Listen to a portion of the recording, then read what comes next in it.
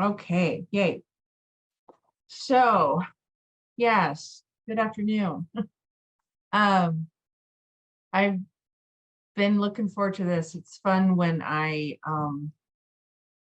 it's a topic that came across that someone wanted, right? And I'm like, huh, okay, we'll do it. And a company or, like, oh, we're seeing a lot of this in our company, or we're seeing this coming around, or a lot of my therapists say this is what I'm seeing coming into therapy. So this one is one that we have not done anything close to this about women's health, mental health, physical health. And so over 50. And so I'm excited to do that. So as Heather said, I'm in the Orem office, and I coordinate the webinars and some education for Blomquist.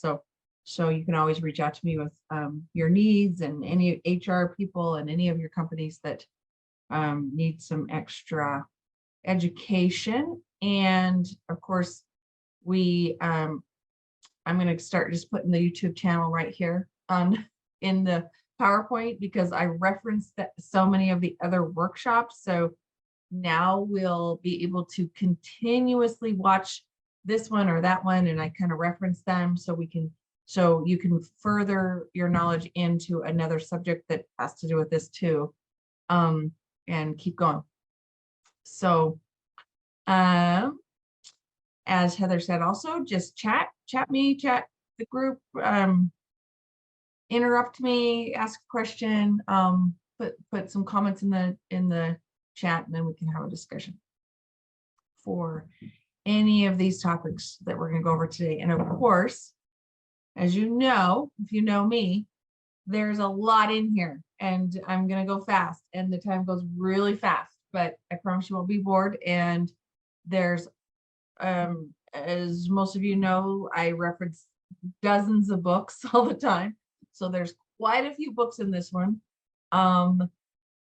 I don't recommend a book like almost ever in a workshop that I have not read, and of course, or multiple times read. So I am a book person, and for self-help, and as a therapist, I constantly am in trainings. So let's get going. This was fun because I looked up some like jokes about women over 50, or just women, and I didn't like them. So this is the only one I liked. So I'm in your club, technically. So there's a lot of different stages in life, and so I just love this one. It's like, oh, okay. I'm a grandma to a 3.5 kiddos, and a mother of 7 blended kids. And so this is a fun one. I'm not here, and I'm not here, and I'm not there yet. I'm not even there yet. So we can be whatever stage we want to be in, right? And I'm going to mute someone. Okay. So whatever stage you're in, you can get through all of the different developmental stages that we're going to be going through. So we're going to start at 50 and go that way, but there's lots of scientific stuff about that. We could go in so many different directions, right? With this workshop. Oh, and by the way, the other ones that I didn't like, all the little jokes, were all about really moody women and wanting to, like, I won't say kill, but hurt people. I just didn't really appreciate them. So let's laugh about that. It's like, what is this stigma about, that not PMS, but over 50 and going through menopause, right? Oof, right? So it's like, I don't agree with that. We're not that terribly moody, and we're not that terribly angry. So, but some of you may feel that way at times, but of course, and I do too. So sometimes we just have to go through all those emotions. Okay, so what's happening? Any of these happening to you? Low mood, irritability, anxiety, fatigue, literally everyone is going through focus issues. So don't worry about that because you're not alone in that. We're having a really hard time with poor concentration, focus issues for sure. For forgetfulness, self-esteem, loss of confidence. Yeah. So just look at this little list. It's just a little list. Yes. Yes, all the above.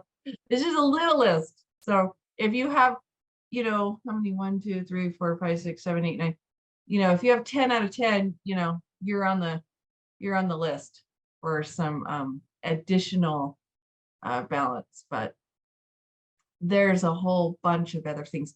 I mean, the biggest one I don't even have on here is sleep issues, but we're going to talk about that. This is just a little intro, right? So this is what we're really going to go over today, which, see, I told you it's going to be a ton. So you will get the PowerPoint and you will get this recording, by the way. Yes. And it will be on YouTube. So you can just forward it to any of your girlfriends, any of your kiddos, any of your, I don't know how old you are, it's like anybody starting the 40s to the 50s, but it's just for really any woman.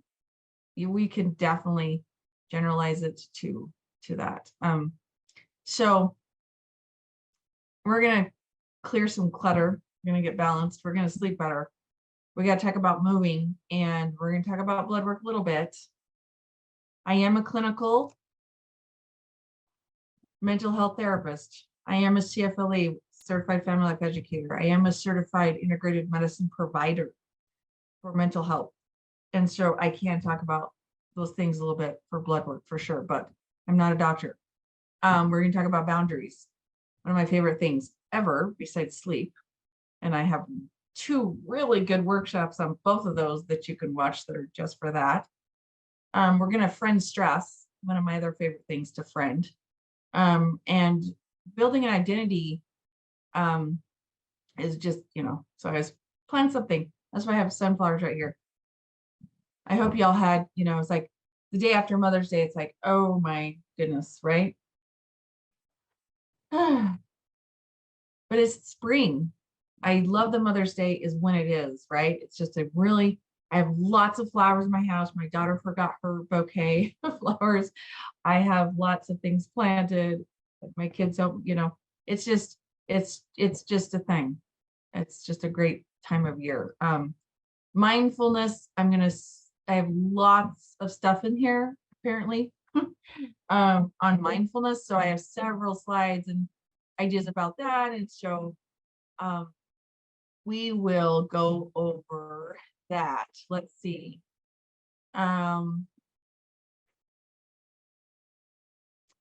Yes, there is, someone just talked about like where your identity is, sounds like with children, with not children. Yeah. And where that is in society. We'll talk about some things about how to just make it your own identity, building identity in a certain age after 50. So, okay, hopefully we'll get to all that. Okay. So balance is a funny thing. Okay. I don't know about you, but man, do we not juggle more than we've ever juggled in our lives, in history, everybody, but especially us. I will quote some things all the time, just comes, it's like, so John Gottman and Julie Gottman, one of my favorite top authors, talks about this in Men's Guide to Women. And this is just coming up. So I don't even have that quote. I don't even have that reference in the back of this PowerPoint. And it's my top 5 book. It's one of my favorite books, Men's Guide to Women. I love to have women read it, by the way. But it talks about how we juggle as gatherers and hunters, and we're gatherers. And so it's like, okay, how do we clear some clutter? And it's not just clutter, but it's clutter, right? And how do we get balance when we still, gatherers, do 89% of everything in the household? And I think that that's probably even gone up. Or maybe it's gone down. since the last few years. Since, maybe, men are working from home more than ever. But we added homeschooling, or we added these things, or so. And of course, I don't have any, most of us probably don't have young kids at home, but you could have teenagers at home, definitely. So it's like all of a sudden we're homeschooling, for a year, or trying to get our kids out, through the school system at the end of their high school years. So how do we become balanced while we're working full time? The whole 2 years during COVID, everyone's like, I did not sign up to be a school teacher in a homeschool while I worked at home at the same time, right? And I don't want to trigger anyone, but yeah, that was quite the juggling, right, to get balance in all of that for a long time. And we're just barely coming out of 4 seasons of like going through a whole year of getting balanced again and finding your place, half the time working at home, half the time working at, the office, things like that. So we're going to talk about some goals and some new values, right? But let's do a little 10-minute clearing clutter. And so before I move on to the balance, so this is just so you understand clearing clutter. So write this down at least once a day, if not 3 times a day. It's a really, really good intervention. So in order to clear clutter, you pick something that you want to clear, and it's not the junk drawer, and it's not the closet, and it's not, a shelf in the garage, and it's not your car, but it really is. And you pick one thing that you want to relieve out of your life. If it's an emotion, if it's like frustration, if it's an anger emotion. So pulling weeds is one of my favorite things, because I hate them but if I don't clear them, I don't have room for everything else, right? And I just really don't like, I'm a little bit of a recovered perfectionist of like, I don't like my weeds in my flower bed or in, my yard, or the dandelions right now. They drive me nuts. So I go out and I'm going to, for 10 minutes, you clear clutter. So for 10 minutes, you set the timer and you pick something to organize or clean or, clear out. If it's even painting something, if it's doing something creative, but clearing the clutter does a really, really good mind control. So we're just clearing out a drawer, right? Set the timer, clear it out, organize something, but really find something that you're going to clear. Okay. So that's that. That's a little bit on that. Hopefully that's a little intervention for you. So how do we first get physically balanced? I can't help mental, emotional, spiritual, social balance if your physical balance isn't improving, or at least, there. Okay. So I will start with physical balance because it's super, super important, right? So that's your sleep. It's just super important. So, and then your diet and your exercise. So, then we can move to the rest, right? And this one's really tough because I'm going to go over some statistics about women and about like what happens, with that, and why we're not as physically healthy as men, hands down, times 3. And I will show. So it's like, wow, we've got to really stick with the physical and make sure we're taking care of ourselves as much as we can there. And then everything else kind of comes in place, because it's like, oh, we can't be emotionally healthy if this physical, it's really tough, right, to get the rest of them done. So make the choices to support that. So we're going to talk about that for a minute. So how do you clean up the environment? These are some basic 9 environments that I always, when I teach and when I talk to clients, I give them, it's like, okay, which one do you want to start with? Yes, your physical, emotion, in the middle there, but which is the one that would help clean up your physical balance the most? Now, I'm telling you, a clean room is scientific. If you have crap on your kitchen table, no judgment. it's really hard to have dinner there.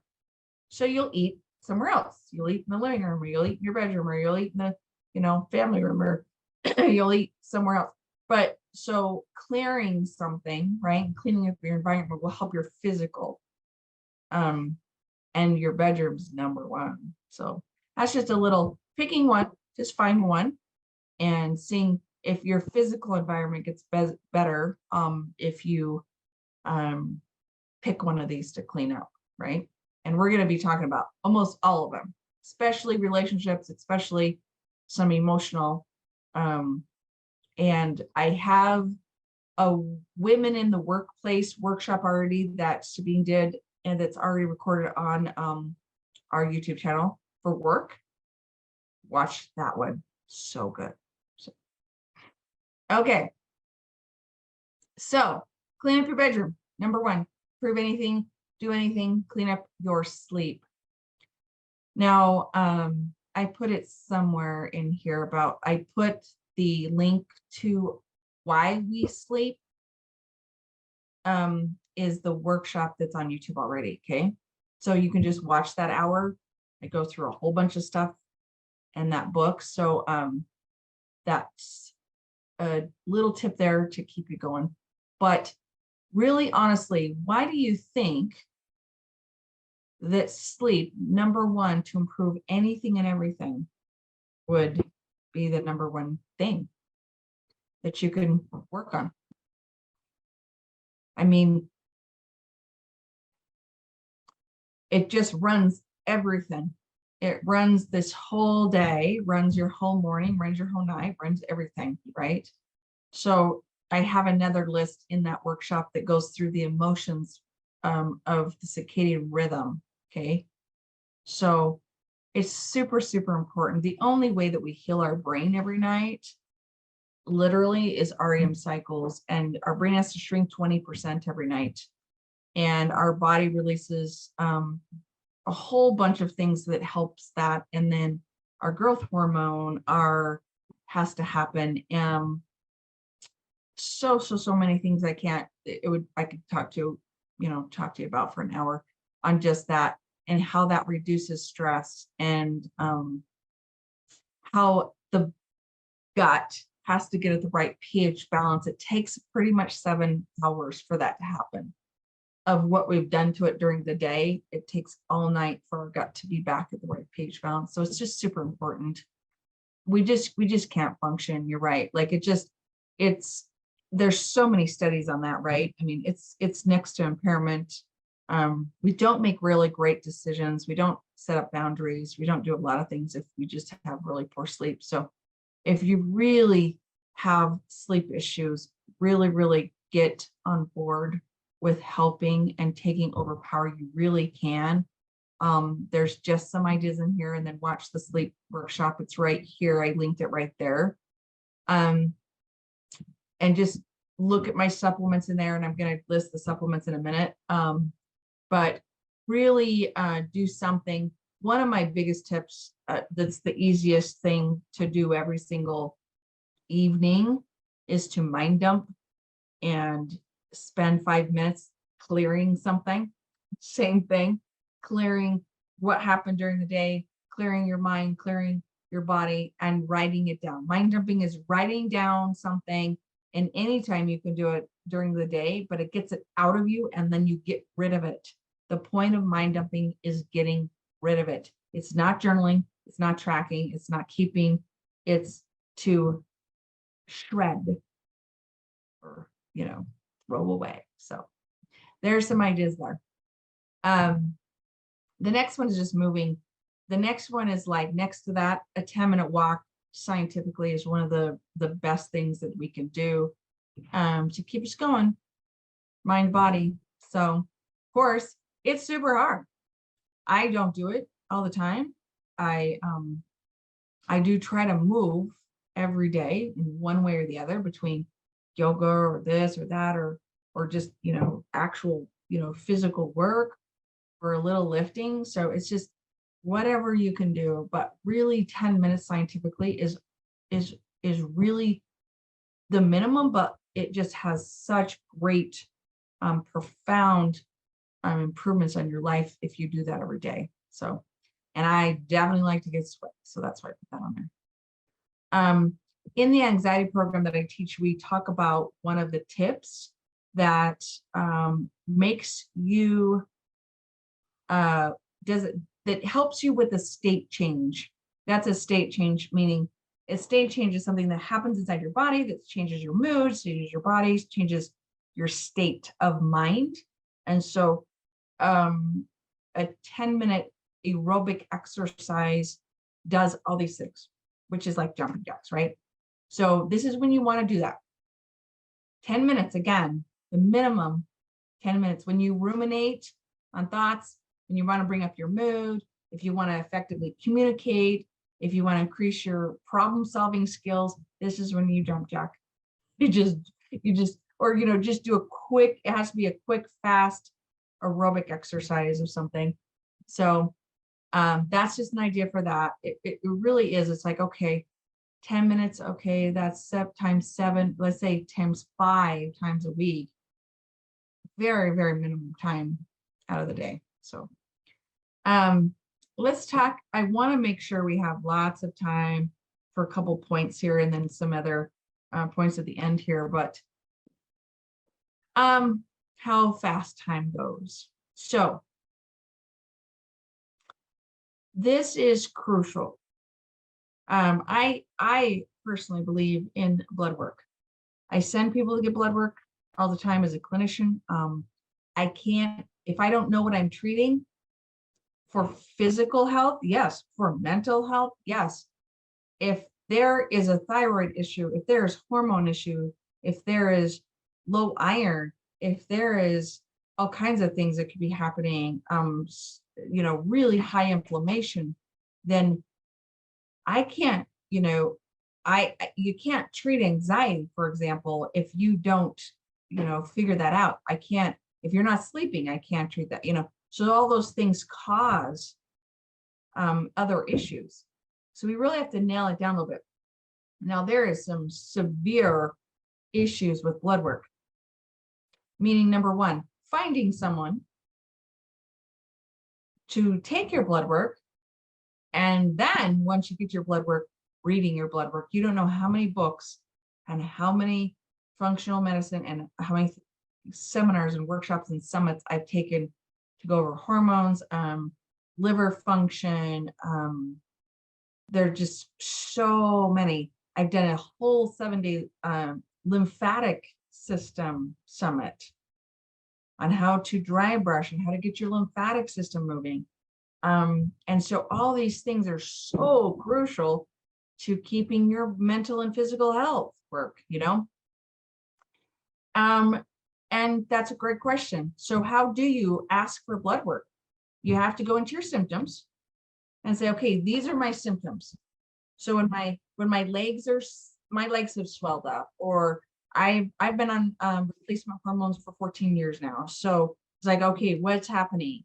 And so, and so I was on it before, so I don't have to go through menopause because I already did. So it's like, okay, here's this. So then here's my inflammation, right? What does that look like? Write down your symptoms and track them. It's essential. And this is why I always tell people to get an elephant journal planner, because in the front, it has really good, like a whole month. And this is where I had this, had this. Oh, this week was clear of that. I felt better on this supplement. So the only way is to track it, because doctors, you go and meet with them. You can meet with a functional doctor, which I have many, many times, and I book an hour with them, and I'm not going to tell you how many hundreds of dollars that is. But which is a cash. So, and if you're doing hormone readings, then it's all functional medicine. It's most of the time, and it's pretty tough, because I've talked to too many people and I've had my own experiences of trying to find a doctor that will take the blood work and then read it and figure it out and then go from there, right? I have several podcasts and several books that you can go to, but finding the right one, and then it's an experiment. It's an experiment. It's a constant experiment. So Number one, there's several, to answer your question, there's several things that you can't test accurately with blood work. So then you have to do, other means, urinary, stool samples, things like that. And that really gets into your gut. I also recommend hair follicle testing, essential food sensitivities, all of those things for your integrated medicine, because your gut is so important in all of this. In finding mast cell issues are huge. After COVID, we've just exploded with those, and that is some root stuff, meaning if you're going to get blood work, always check your hormones, all of them, and your thyroid. So just ask for those. Check your D3 levels all the time.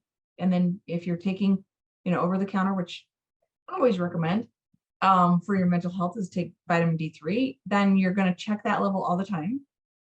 If it's every 6 months or a year, whatever that is for you. And then of course, all your other just basic blood work that your doctor would recommend at your age, of course. So the number one thing after that is reducing sugar is going to be your best scientific thing to do. It's super tough, but it is, I constantly, I joke about almost every workshop about donuts. It's like, I if you put a donut in front of me, I'm going to eat it. And it's like, okay, please, for the love, just, it's really hard to reduce. The worst thing, I just listened to a podcast like over the weekend, and Huberman Labs, and I think I have him quoted somewhere, I have him referenced, but Huberman Labs, I just listened to his last one, and I actually put her book, and this is coming next in the stress part of this workshop, and she talked about stop drinking your sugar, and I'm like, I got to stop drinking the sugar, and I have had to, because I can't drink the sugary drinks with my Invisaligns. So it's like reducing sugar. I'm like, okay, this is my year. I'm gonna just not have soda or this or that, So I go back and forth, right? So you just try to do the best you can. And then supplement. I'm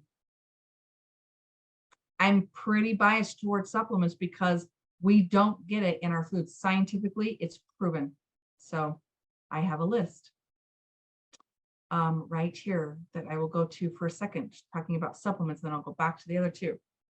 So this is my little list I have in in other areas, right, of the workshops. I have one of like mental health in your gut, or in the anxiety program, I talk a little bit about improving your anxiety and sleep. So these are just some basic stuff.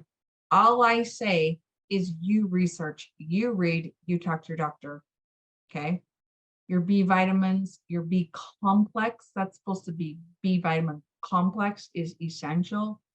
And scientifically, your magnesium and your omega-3s together for your mental health is number one. So you take your magnesium at night to relieve some inflammation and about 100 other things. And then we get into the omega-3s, which is so essential for the brain. Your vitamin D3, so essential for mental health. And these amino acids, neurotransmitters, are some of my favorites that I get people on with your own research. 5-HTP and GABA. L-tyrosine and L-theanine are good for energy and focus. So L-tyrosine I take here and there. L-theanine is absolutely essential, but you look at that, we just don't have these going as much as we used to. Okay. So let me go back to this a little bit on the blood work, right? So just scientifically, I might have to do part 2 to this, of course, like I do, or find someone that is a little bit, like we need specialists that really go through symptoms of hormonal changes. Your sex hormones completely run your brain, right? So does your thyroid. So what happens is these symptoms, right? Mood swings, depression, sex drive, decreased hot flashes, insomnia. And so we want to just really look at your estrogen, progesterone, and testosterone. So do not, and I'm just going to say this, there is controversy, but scientifically, there is research that shows that over and over and over again, you have to use progesterone with estrogen if you're going to replace. You have to use them together. You don't want estrogen dominance. And what happens with estrogen dominance, you have a higher risk of estrogen breast cancer. So we want to make sure all that's going, and we want to decrease the risk of osteoporosis. But estrogen is so essential. But testosterone is even as much importance. So that's just, you do some research, find some books. I find a good doctor, which is, I'm telling you, one of the hardest things I've ever had to do for my clients is find them and refer them to a good functional doctor or someone that knows how to do blood work and hormone replacement. But we are younger and younger and younger declining, okay? Scientifically, younger and younger and younger declining in men, especially too. Their testosterone, it's just hitting at 35. But the thing is also we are going through puberty way younger and younger and younger. So I think that, we run out more of those kind of things too. So it's just kind of moving, evolving a little bit, right? So we really want to watch this. And if you're having these, I don't know about all you guys, but it's like this 15 pounds, right? I can't wait for COVID statistics to come out, because the average, I almost guarantee, you can quote me in a year, 15 to 19 pounds average that everyone gained. That's probably because of stress and other things, right? But then you add menopause, or you add the average is almost 20 pounds of gained weight through menopause. It doesn't have to be that way, but it's very difficult when your hormones are not on tap for that, and everything you do doesn't work. That's hormones. So yeah, so much fun. We're gonna have to find out all the good parts of this, right? Of aging, right? So I was really curious about menopause and why the heck it was called that. So I just had to put this in here. I literally did. I like, why in the world is it called menopause? Isn't it interesting? So anybody want to read that? Let's see. So basically I was like, okay, the word men, pause. I was like, yeah, wow. We just pause the man while we're going through this stuff. The meaning is month. Found in the Greek, meaning is month, which is related to the word moon, right? So the meaning to cease or stop. So it's the cycle. It's the end of the cycle. But I'm like, but it's not the end of our life. This is just the beginning. Like grandparenting. Oh my gosh, like this is just the beginning for me. So let's not end the cycle with your menopause. Let's just evolve a little bit. So yeah. And then recently, 1821, French Dr. Charles, of course it was, it's like, what?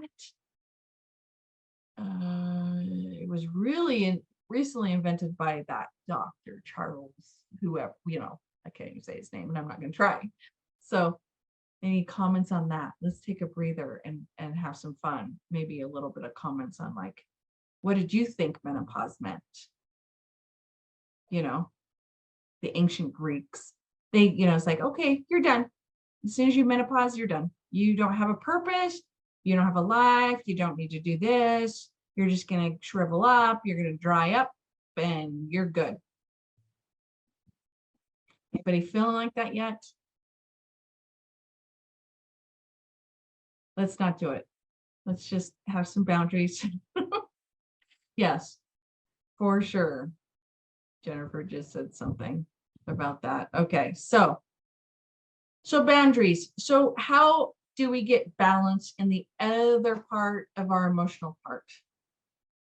That was the physical, really, really, really fast. Okay. So how do we restrict toxic people? I've got a boundaries with toxic people workshop that you could go to if you really have some toxic people in your life. Please know that you can limit them, you can restrict them, you can have boundaries around them, learn how to say no. And then when do you need to learn how to say yes to things? It's a really good balance, and to get balanced in your boundaries is tough when you're set in your ways and you're set in your thinking error stories and your narratives that we've had, right? And if you're not doing some big deep work with that, it gets stuck. And of course, Brene Brown has lots of work that you can do with some of her books. And someone says, how to say no and not isolate them. Well, you can say no if it is an isolation. It depends on what isolation. It's like if you need to completely limit them, and if that is an isolation to keep them at bay, I can think of it just right there on the shelf, then you have to say no to be able to do that. If you can't isolate them, because most of the time what most people are talking about is their parents or their family members, and so you have to just have limits. But there's times where we have to completely isolate. This is my answer to that. Stay away from someone for a period of time. If that's 2 days or 2 months, stay away from them and keep them on the shelf right there and see how you feel. See how your energy is. See how you feel calmer, feel more anxious. If there's guilt that comes in, then do some work with Brene Brown and then make sure it's not shame. So, yeah. Gaining weight and doctor's appointments. Yes, please find. And anybody that has a really good doctor, as we're talking about that, by the way, I want you to chat it and share it, and we'll keep that private in the chat. But if you can share, I am constantly going to people to refer people to and to get some really good blood work done or to go over their hormones. So please share your secret of a doctor. And if it's cash pay, most of the time it is. Insurance is really hard to cover. Troches and synthetic hormones works, but other kind of hormones, bioidentical hormones, they're not even covered. You have to be, they're just cash pay, so it makes it a little difficult. Okay, so let's talk about boundaries a little bit. So boundaries and your values go together, because where you put your time, energy, and money is your value system, and it's also where you put boundaries around your time, energy, and money. So go into my boundaries workshops and go more into that if you need to. But changing your value system at this stage happens. We're right in the middle of a developmental Erikson stages. We're right in the middle until we get to 65. And then 65 plus is a different developmental stage. So we're right in the middle, right? If you're around this age, if you're almost 65, then you're coming out of this stage. So 50 to 65 plus, your values change. Where you put your time, energy, money changes. I always tell people, oh my gosh, until you have grandkids, you don't know where your time, energy, money is going to go, right? And man, I would just put tons of time, energy, money into those every second, as much as I can, with staying balanced and working 2 jobs and working more than full time, and right. So it's like, okay, what needs to change? What needs to be refocused is where we go. And that happens in men's life, especially 65 plus. And your identity changes and your values changes, because if you're in a partnership, theirs changes, right? So, oh, we've got some really good, yeah, I'm going to look into those doctors if anyone's posting some stuff about anybody that they go to that's good for women's health.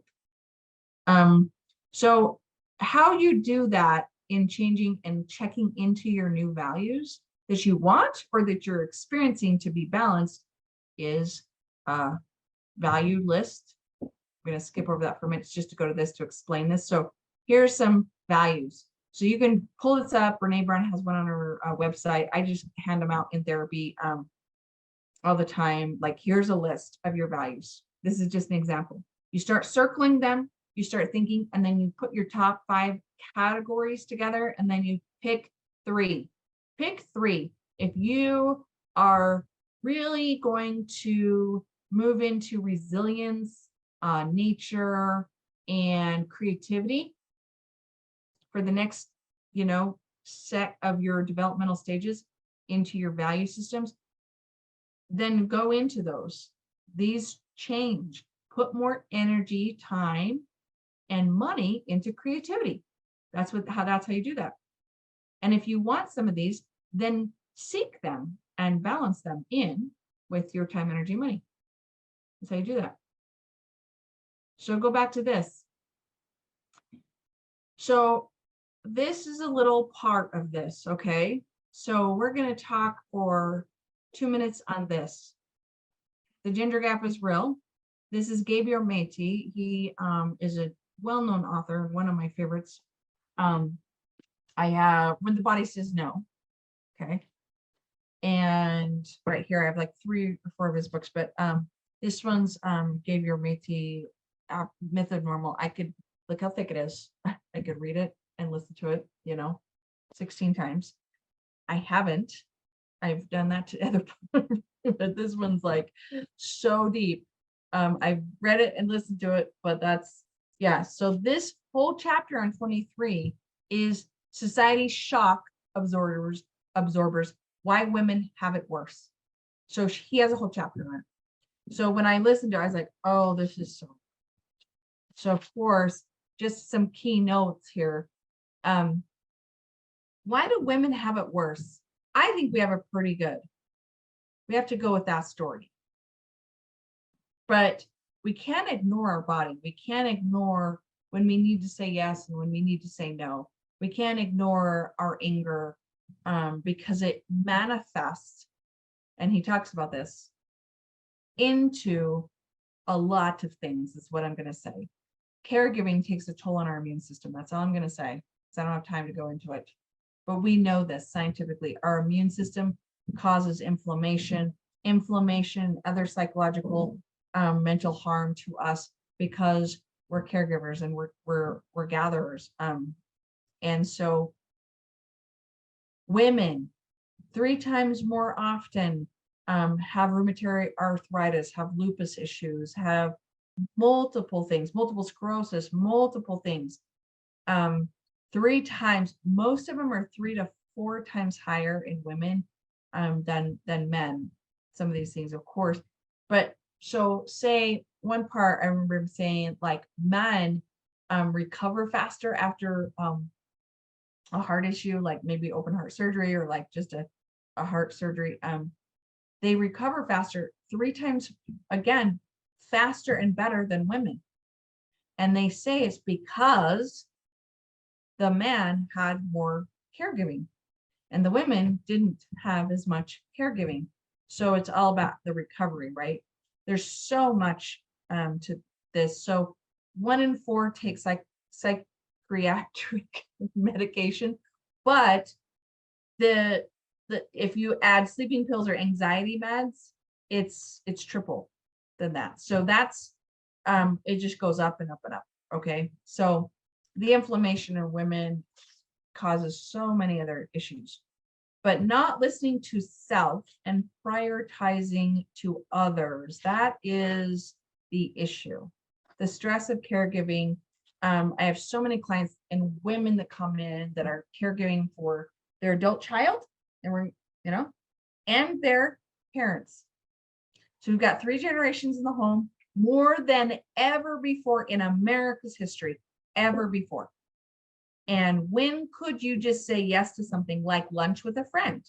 When could you say yes to something and say no to something else? So it's like, oh, I should have said yes to that. My friend wanted to go to lunch. Then I'm like, no, I'm too busy. I can't. And when do you need to say no to other things or find a different story?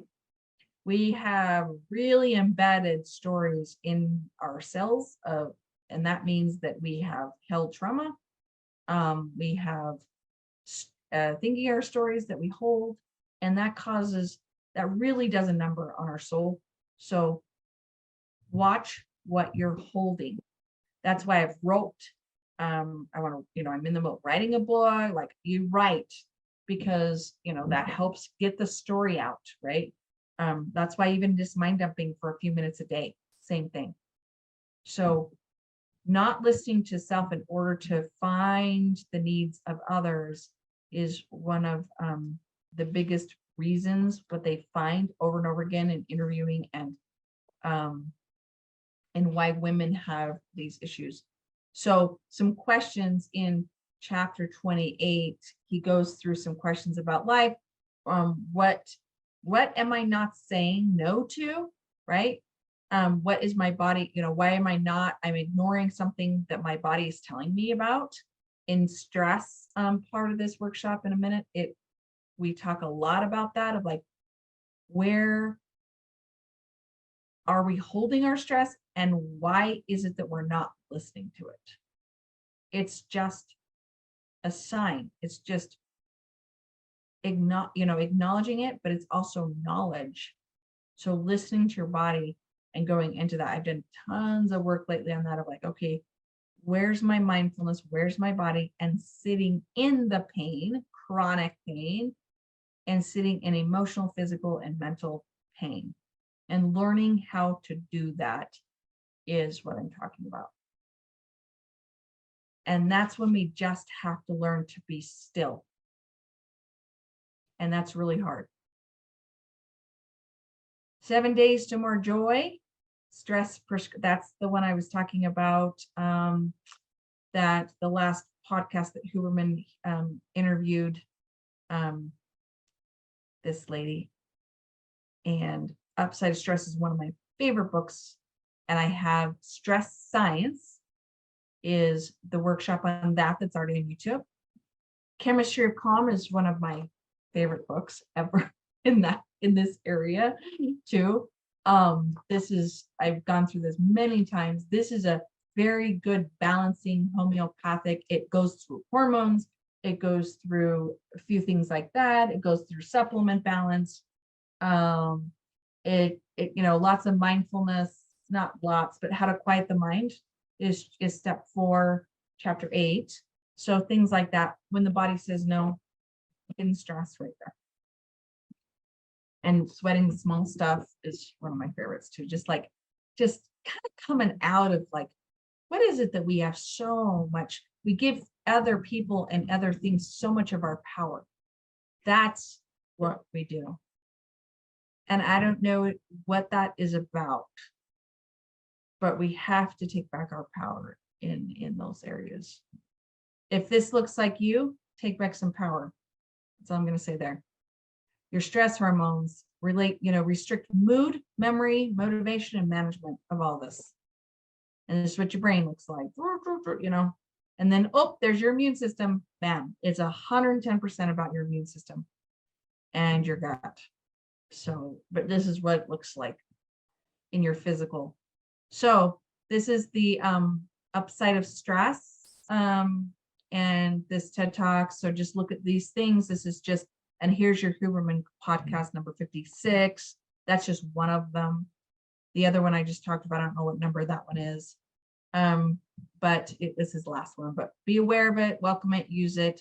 So this is just some ideas. I'm going to go through these. We're almost out of time. So these are just in here, just for some tips of like, okay, make a plan.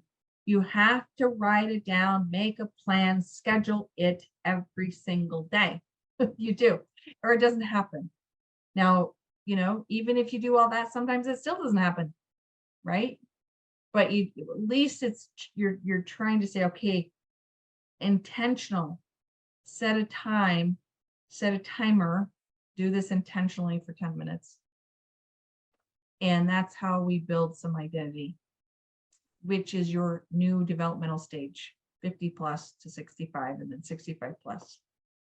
So we already talked about planning something, self-care habits. If you're struggling with parenting your adult children, parenting adults, I just put parenting adults because your adult children, like I said, and then your adults, your parents, we're parenting our adult parents, and we're parenting our adult kids more than ever. And that is about parenting your adult children, this workshop that's already on YouTube. I have part 1 and part 2. And it was really quite received well, because I feel like everyone is really lost and struggling with this, including myself, because I have 7 kids in that area of 20 to 30. So it's like, what are we doing? What are we doing? Well, I'll tell you, post-COVID, 60% of them, 20-something-year-olds, I call them, plus almost over to 30s, are living at home. So the average of 48% of people that are helping their adult children, the average expense monthly is $1,000 we're helping our kids with. That's become a problem with building our identity and our boundaries and our needs. People are taking out retirements to help their kids. Yeah, it's getting pretty scary out there because this is all new. So anyways, yes, this is big. So this is like, we're in a lost area of parenting our parents and parenting our young adults. And so it's quite an epidemic, actually. And so just look at knowing that, and knowing that you're not alone, and it's tough. And we're just, trying to help these kiddos. It's really hard for them. They can't live on their own. So that's another part of this that's really causing a lot of stress. So, and good little tip on sleep and hot flashes. You want me to give you 2 real quick, since someone just posted that for chat, and we'll go on. I just bought a cooling pillow again. Go find you a nice cooling pillow that keeps your head cool. Number 2, buy a really good, which is the 2 that I've bought that have really good stars on Amazon, is a air filter. A night setting, it's really low, but it's a good low fan. Also keeps the air cool a little bit, but it also filters all the crap out of our air. You'll sleep better. I can't guarantee that, but I guarantee that. Yeah. So find a nice, honestly, I found a really good one on Amazon for $99, and run that while you're sleeping. Okay. And then run some, so then we got some essential oils, turning it cold, right? So moving into that. That's about getting your body activated with hot and cold. So using temperature really helps your body. And so turning it cold would be turning it cold in the shower, or having a cold bath, and doing some, a little bit, but just turning your shower cold after you've had a hot shower helps send dopamine to your body. So that's a little bit of that. Okay, 2 seconds on mindfulness. Here's a page. There's so much on mindfulness. Okay, I'm going to just highlight this right here. Oh, you clicked on it. Apps, Insight Timer, one of my favorite apps. Time yourself, do some mindfulness, do some parts work, do yoga, do whatever, breathing, whatever you want to do with that. There's tons on that. It's called Insight Timer. Calm Headspace, there's some links here for free mindfulness downloads. But once again, everything I do is 2 minutes to 10 minutes, but I usually start with 10 minutes, like 10 minutes walk, 10-minute clear space, 10-minute breathing, 10-minute yoga, 10-minute moving, 10-minute intentional sitting still, 10 minutes of mindful eating, 10 minutes of body scan. And you can find all things like that to help guide you until you know how to do it. And then you just be in the regular mindful stuff. Just be in it and learn how to be present instead of cluttery like this. And then clear the clutter, clear the clutter. And then go to therapy and clear some of the trauma that's causing the clutter. Yes. So if you can do that. So let's go. That's just an example of how to do a 20-minute breathing thing, but really it's just about how to exhale through different sides of your nose. So that's just there, just for you to use later. And let's see if there's any questions. And I'll just leave the references up for a minute. As Heather tells me if there's someone that had any more questions.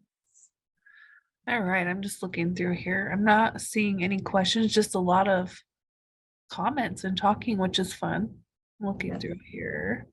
Yes, help. And yes, if anyone, I'm going to write down a couple of your doctor recommendations and finding women's health. There's so much, right? So these are some of the books. Gifts of Imperfection is always in my top 5. I could go over that forever. Chemistry of Calm we talked about. When the Body Says No. Let's see, anything else? Upside of Stress. Care of the Soul is a great one. Why We Sleep is that workshop that I talked about. Let's see, anything else? There's a whole bunch of ones that I have that I've taken summits on, like Heal Your Body, Cure Your Mind from that guy. So there's a whole bunch of references for you. Just pick 1 or 2. Don't get overwhelmed. Just pick one book, pick a chapter, go through that chapter, and do your best. Chemistry of Calm is a good one for that because there's just several areas that you can focus on.